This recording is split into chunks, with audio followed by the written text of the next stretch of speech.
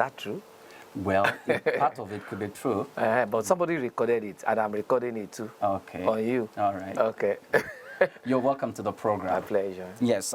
Lately, most especially 2 days ago, President Muhammadu Buhari had a meeting with his ministers where they were in a retreat, on a meeting, ministerial retreat meeting, and some of the ministers were given, not some, all ministers were given a performance assessment of their various ministries. And after then, the president said they need to up the game, to up the ante. They need to step up the game because he wants to complete most of the critical project that his administration is chasing in the second term. Given the assessment, he mentioned some of the projects as well that they have completed or that they are looking forward to complete in the second term. What's your take on it? Yeah, you see, two sides to this question. It's not today that the president has been telling his ministers to up their game. But the question now is, to what extent have they been able to up their game in terms of democratic deliverables to the people? Is the education sector through the education minister? Is it the health sector from Minister of Health? What? Is it housing? Is it urban development? So, it's not today I've been asking them to up their game. He himself, to what extent has he been improving on his democratic deliverables to the people? Talking about projects, that is, he's saying that he wants to finish up. Look at Lagos-Ibadan Express Road that he actually mentioned of, and that of the second Niger Bridge. How long, for goodness sake, will it take them?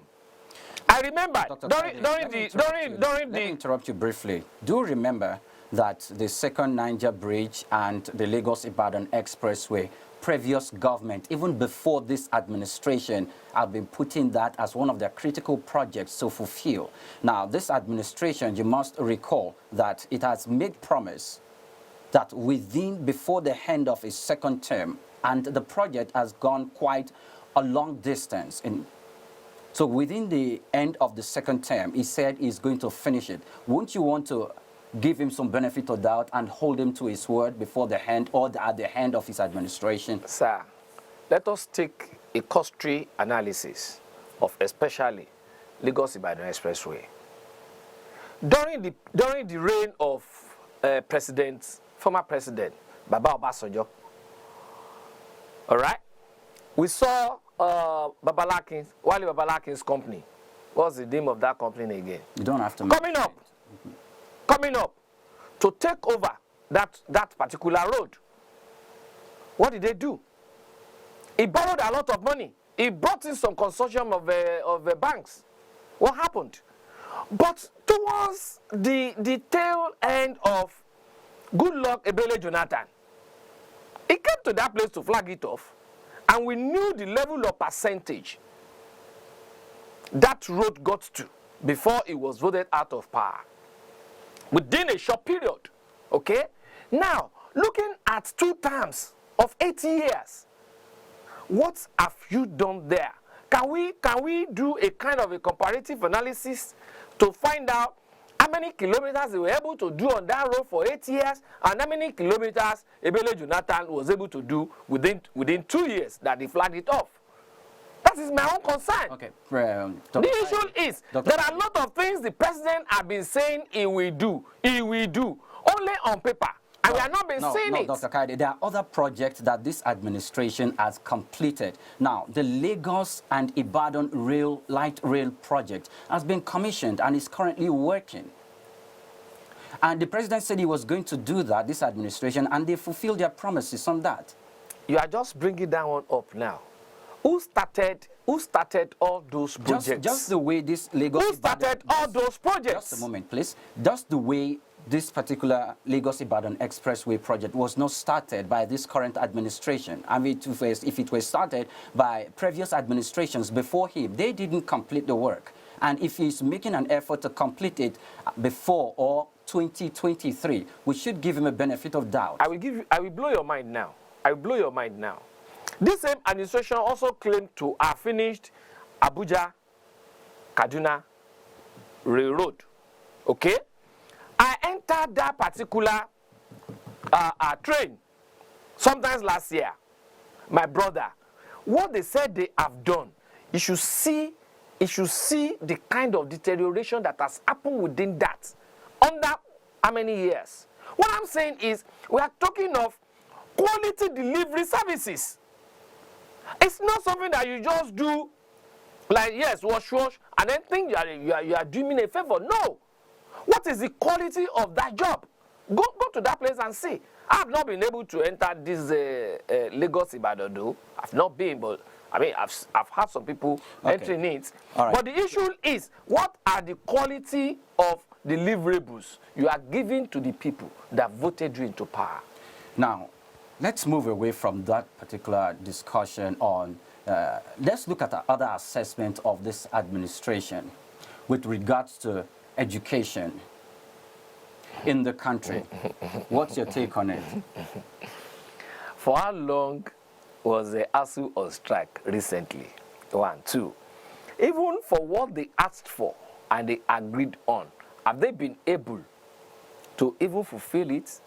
Rather, you were just being boisterous on now, them. Dr. Kaide, What kind of research? You have to understand that some of these demands coming from the academic staff union, looking at the complete autonomy overhaul of the university system to be given to the universities themselves. You don't expect the federal government to go with that, because the federal universities in the country are the universities that even the children of the average Nigerian can afford to attend. Giving the autonomy to the university systems themselves with regards to internal revenue generation, to taking care of their financial needs, will mean rather to increase school fees, which will make the people on the other hand be at a disadvantage. Should I tell you something, Krumale? When you want to destroy a nation, remove education, you will destroy that nation. Now, how much money in our budget? I don't want to look at that area you're talking about. How much money of our budget is being devoted to education? What exactly is the universal accepted practices? What percentage of your budget are you supposed to? I mean, in comparison to how much money being voted to ASUU Rock vehicles in the 2022 budget.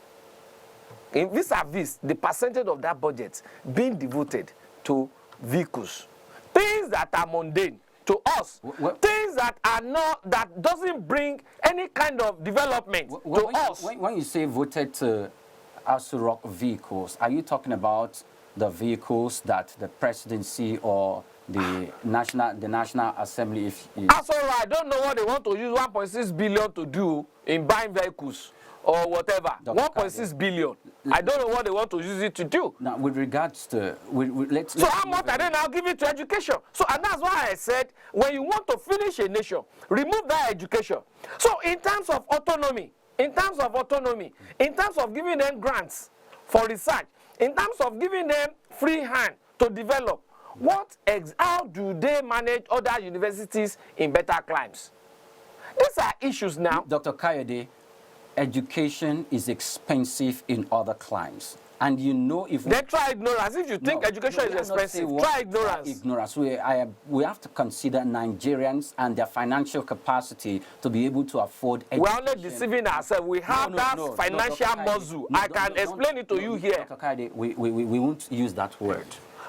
Ourselves. Now, you and I, for instance, now you and I, we not deceive. When we are not saying the obvious, we are not. The obvious is Nigeria has that financial muscle. Just a moment. We are not deceiving ourselves. We are. No, we are not. Universally, about 20% of the nation's budget was supposed to be given to education sector for us to have universally, and we are supposed to have that concurrent development What are we with having in Nigeria? education in other climes. What are we having in not Nigeria? been able, we have not been able to do that because we cannot compare the challenges economically that the country is facing with what other countries are facing. However, let's move away from that. Let's move away from the assessment of this administration. Now, next to our other discussion that has to do with recently, the Senate just upheld the e-transmission of elections, electoral result, and equally the direct entry or the indirect entry of political parties in producing their flag bearers. What's your take on it? Now, if I say we deceive ourselves again, you will say I shouldn't say so. You can't use that. I say you will say I should not. I'm not saying it now. No, you said it. I say if it's English. No. I'm not saying it. But the issue now is this. We say independent Electoral Commission. Are they not supposed to be independent? There is a particular order that created that INEC. Within that, there are some specific duties that they are supposed to perform. And in performing their duties appropriately, there are some steps they're supposed to take. During the time of Professor Jega, this thing had been in the front burner. Okay? And he tried it with those electronic devices at that time. We're now saying, okay, we have tried this electronic transmission of results, and we all saw, at least during 2014 or 2015 election, we all saw the results that yes, this is a step forward. Must we now be talking of how to move backwards again? Something that we have tested before and we have seen the result, that he has given a little bit of credibility to our process, electoral process. Must we now be discussing it again? That's one. Two, even if you are discussing it, INEC is saying this is what I know can make our elections to be more credible. Do you need to say you want to stop them? Considering now that we have moved forward and moved away from... We have not moved forward because they are still waiting. We are. They are still waiting for presidential assent. Yes. But should it be? Let's look at... No, should it be? Yes, of course. No! Constitution. INEC, listen, sir. No, wait, please. In a constitutional democracy, the National Assembly has the right to make laws and to also amend some of the laws that they've made. And after that procedure, it is incumbent on the chief executive, which is the federal government, the president, to assent or to decline. Now, they have made amendments, and the next procedure is for him to accept. But the question now is this, Krumali, I will also ask you, I will also put it across to you. The question now is this. I haven't seen the level of credibility that this electoral transmission has given to us. E-transmission, we used some of the electoral devices to register voters and to be able to accredit voters. Did he give credibility or not? Did he give credibility or not? We must paint the jurisdiction clearly that it is not an e-transmission there. What we are saying is this. Professor Mahmoud has said it clearly. For our election process to be more credible, we need to do this. Okay, let's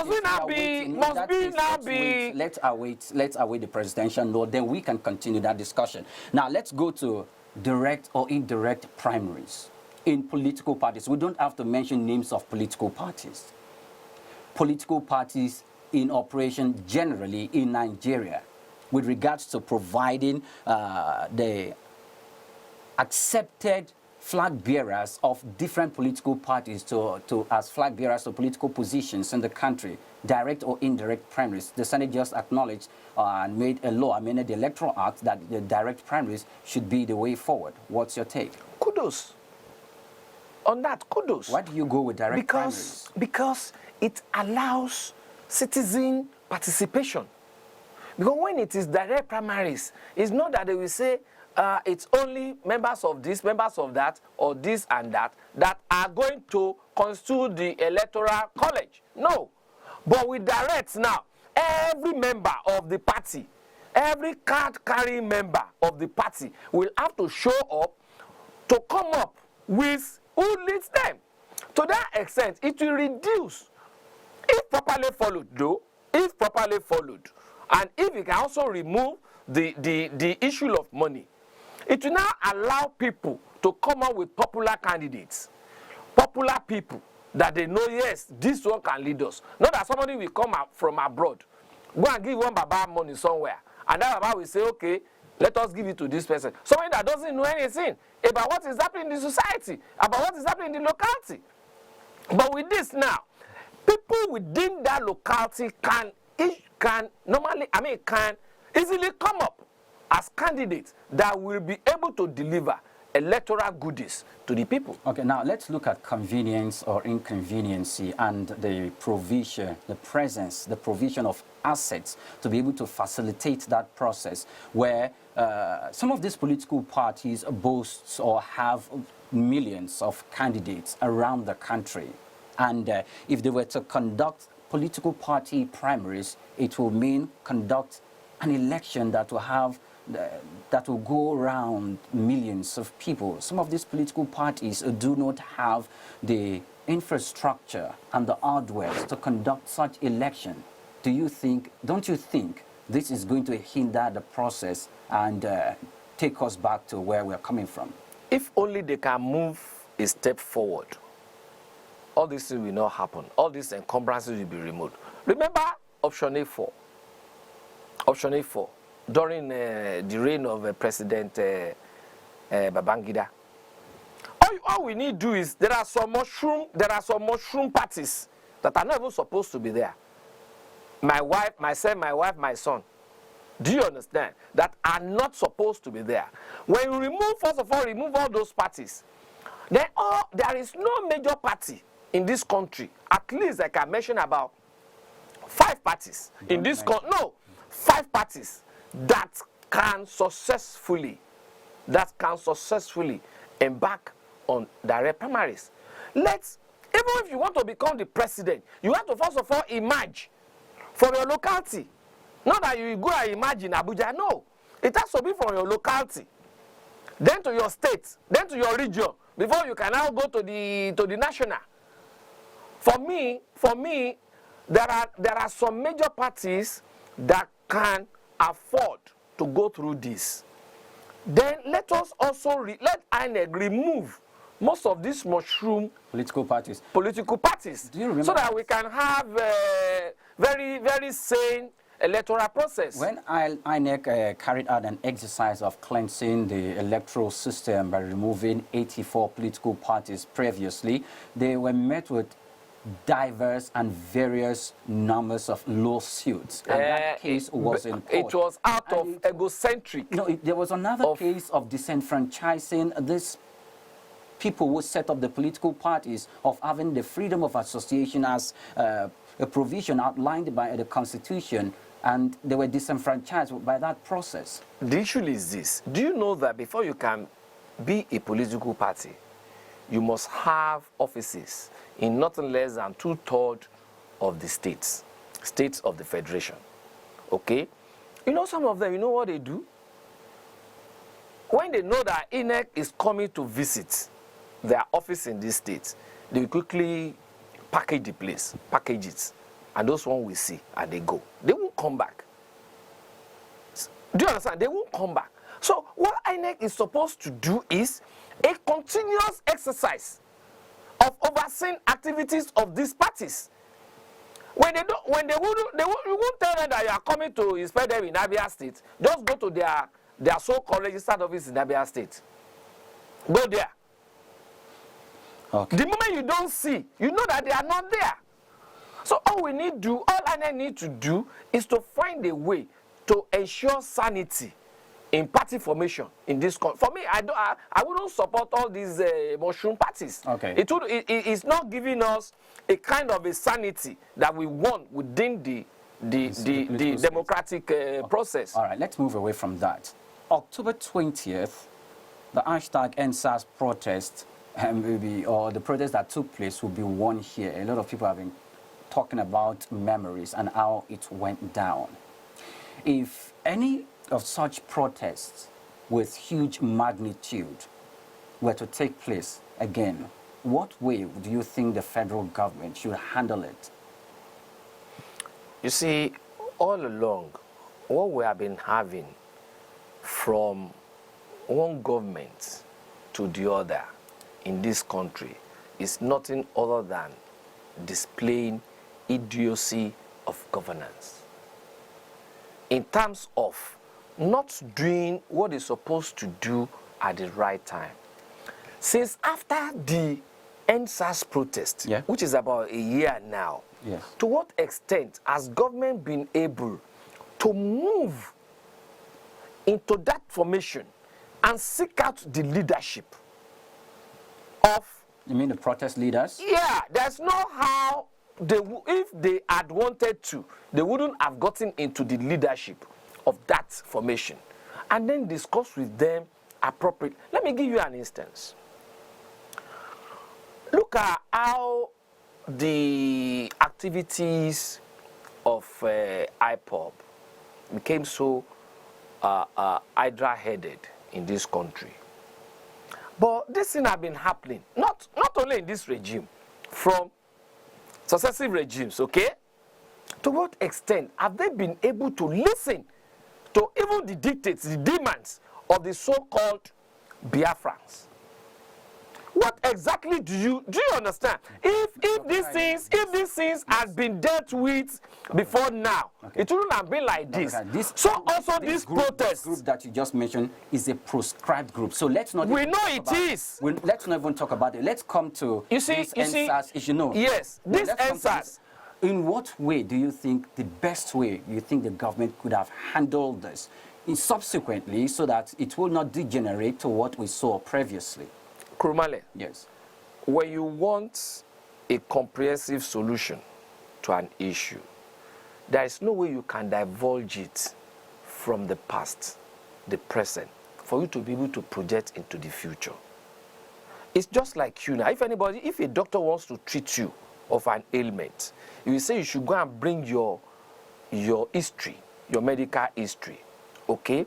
Even if a particular ailment has been healed, have been removed from you, you will still look at it. Because there are some things that it will give you that will now trigger it off. Do you understand? So when you're talking of NSAS, we have had a series of protests in this country. We have had a series of demonstrations in this country.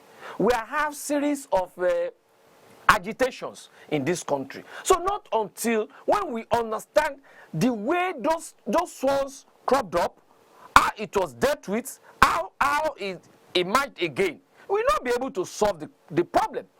Look at this NSAS. When I started, I told you to what extent has government gone underneath to understand. Those who are to understand. leaders of this protest, they didn't make themselves available. Either you like it or not, there is no legbe that will be dancing on top of water without a drummer underneath that water. And when there is a will, there will be a way. If you want to know the drummer for the legbe that is dancing on top of water, then you too, you have to go underneath the water. When you go underneath the water, then you know those that are drumming. You will now be able to understand the kind of drum they are using, how they are getting their tune. So if you don't want that one to dance again, then you have to go and collect that drum from them. Okay. Or then understand the tune or change their tune. Okay, so for you to be able to stop, that kind of a thing in this country, you have to understand what are the demands of these people. Why are they even demanding for this? In your own opinion, have you been able to provide what they are looking for? Because there's no way you'll be beating a child. You will not expect that child to cry. You are beating a child, you are saying that child should not cry. The child will continue to cry until when you know why is that child doing what he is doing that is making you. It's not like a child that is hungry. You are not giving that child food. Okay.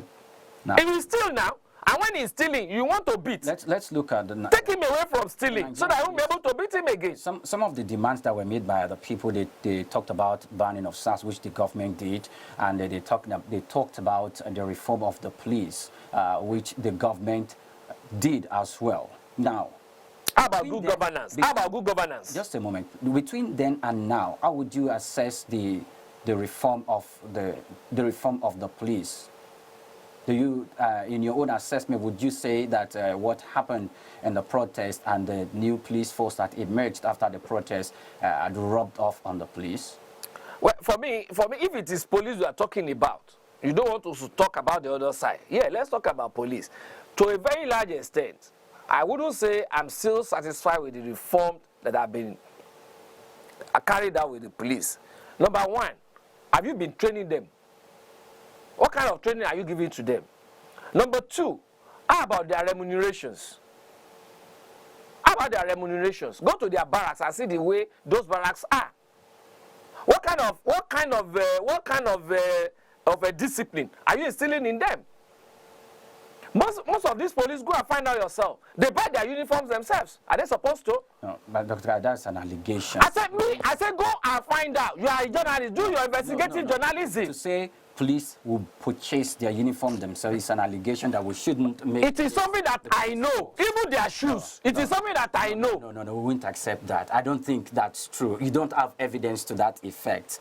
I say I know. No. You can go and conduct your own interview. You will find out. These are issues. No. These are issues that are not making those policemen. These are issues that are not making those policemen to do what they are supposed to do.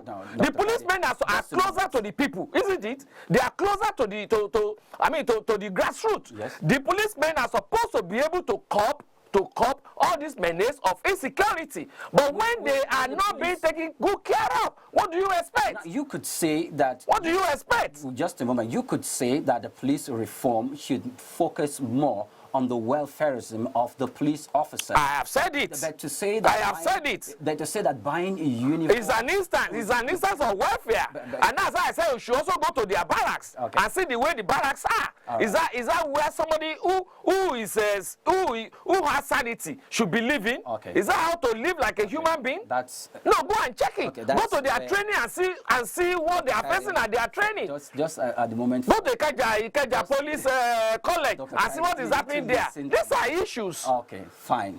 Now you could say there's need for more. These are issues. There's need for more reform to the police, and the government should pay more attention to the welfare of police officers. And with that, I just want. And when you are talking of welfare, you have to give instances, because welfare is broad. Okay. So you have to talk specifically. Okay. And that's why I decided to, put it on points. Okay, thank you very much, Dr. Kaide. Thank you too for having me this morning. And we will have. You say thank you for coming this morning. But somebody said something on this studio today. We will. He said gratitude. Okay. Let it also extend to your pocket. No, let it also extend to your pocket. Is it extending to your pocket? Thank you, Dr. Kaide, for your time this morning. We just appreciate your presence down here. That's my discussion, the end of my discussion with Dr. Kaide in giving his perspective concerning issues making that on the front burner of the polity. Now, let's quickly go and take some of the stories making the rounds on the front page of the Times New York newspaper. Doctors face penalties for seeing too few patients. It's on the front page of the Times UK. 5 dead and several injured after bow and arrow attack in Norway. Well, that's how far we can go this morning, as by virtue of the time we have left in the newspaper review this morning. Thank you very much for your time. Thank you once again, Dr. Kaide, for your time this morning.